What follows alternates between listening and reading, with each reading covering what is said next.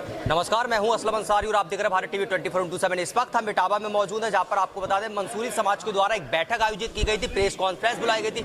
इस वक्त हमारे साथ मंसूरी समाज के पदाधिकारी मौजूद है। क्या नाम है आपका? सफ़ी अहमद मंसूरी। सफ़ी अहमद जी, आपके समाज के द्वारा एक बैठक बुलाई गई, प्रेस कॉन्फ्रेंस बुलाई गई थी, क्या मकसद था इसका, क्यों आयोजित की गई? देखिए, भारतीय मंसूरी वेलफेयर एसोसिएशन एक रजिस्टर्ड संस्था है जो समाज के फलाह बहबूदी के लिए काम करती है। जैसा आज की मीटिंग जो बुलाई गई है, इससे पहले अनेकों बार मीटिंग बुलाई गई, लेकिन 18 जून 2023 को पूरे मंसूरी समाज के हजारों की तादाद में इस्लामिया गर्ल्स प्राइमरी स्कूल में विधिवत एक समाज द्वारा एक कमेटी गठित की गई, जिसमें हाजी मोइनुद्दीन मंसूरी और गुड्डू मंसूरी मंसूर ट्रेवल्स वाले अध्यक्ष भारतीय मंसूरी वेलफेयर एसोसिएशन के चुने गए।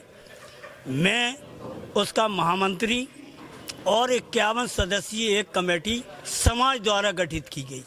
वो गठित इसलिए की गई कि भारतीय मंसूरी की वेलफेयर एसोसिएशन की संस्था के नाम पक्का तालाब चौराहे के समीप नॉर्मल स्कूल के पास 31 बाई 19 मीटर वर्ग मीटर मुस्लिम समाज के लिए रैन बसेरा मुसाफिर खाने के लिए नगर पालिका द्वारा आवंटित किराए पर दी गई थी।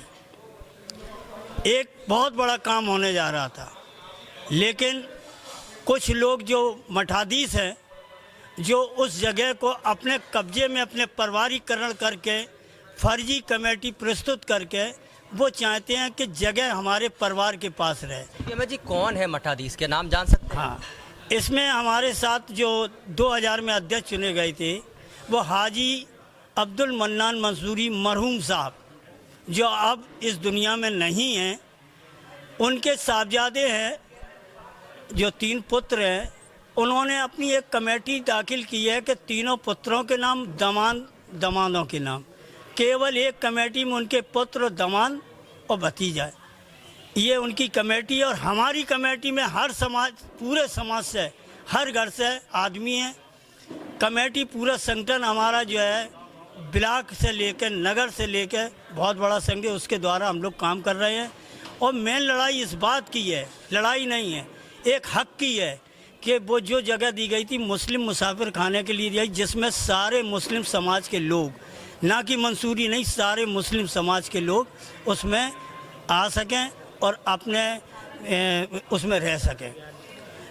लेकिन वो लोगों की मंशा बिल्कुल विपरीत है।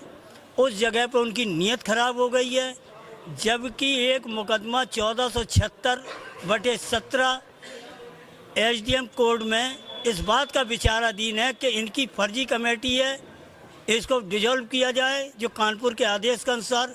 और हमारी कमेटी हमने अप्लाई कर दी है। फैसला इस बात का होना है समाज की कमेटी सही है कि उनकी कमेटी सही है। जब तक विवाद रहता है तो उस जगह पे व्यवसायीकरण नहीं कर सकती, लेकिन उन्होंने तो अपने घर की ज़मीन समझ के व्यवसायीकरण, कार का गैरेज खोले हुए हैं, जिसमें लगभग 50,000 रुपये माहवार वो पैदा कर रहे हैं। और हमारे समाज बदनाम हो रहा है, पैदा वो कर रहे हैं और मेरा समाज बदनाम हो रहा है। मेरा समाज कहता है गरीब मुसाफिर वहाँ ठहरेंगे, लेकिन वो कहते हैं व्यवसायीकरण करके। एक परिवार के खिलाफ आपके समाज ने आवाज़ क्यों नहीं उठाई? एक परिवार के खिलाफ आपके समाज ने आवाज़ क्यों नहीं उठाई, क्या कारण रहा? हमारे समाज की आवाज़ सन 2014 से उठाना शुरू करी, क्योंकि हाजी मन्नान मंसूरी हमारे बहुत सम्मानीय थे। हमारी कमेटी के बहुत लोग बैठे हुए हैं, उनका इतने हम लोग इज्जत करते, उनकी बात को आंख मीच के भरोसा करते थे। और वो कहते थे खुदा के वास्ते कभी कुछ गड़बड़ नहीं करेंगे, समाज की चीज़ हम समाज के लिए ही रहेगी। लेकिन ये तो 2014 से जब कागज़ देखने को मिले, इसलिए उनका कार्यालय उनके पक्के तला उनके घर पर दुकान पर ही था, सारे डॉक्यूमेंट्स वो होते थे।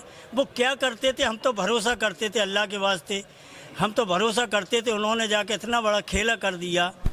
जब हम लोगों को 14 में समझ में आई तो हम लोगों ने कार्रवाई करना शुरू की। और जब विरोध जभी से चल रहा है।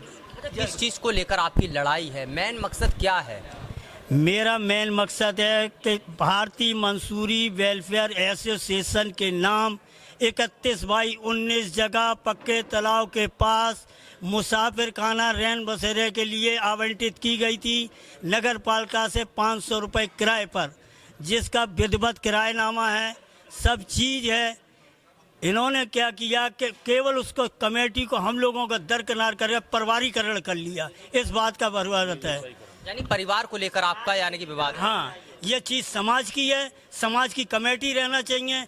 मैं नहीं कहता सभी अहमद भी रहे उसमें, लेकिन समाज जो जिसको चुने समाज ओपन में, उसकी होना चाहिए। तो आपकी जो आपके समाज की और एक परिवार की लड़ाई है, आपका दावा ये है? केवल आप देखिए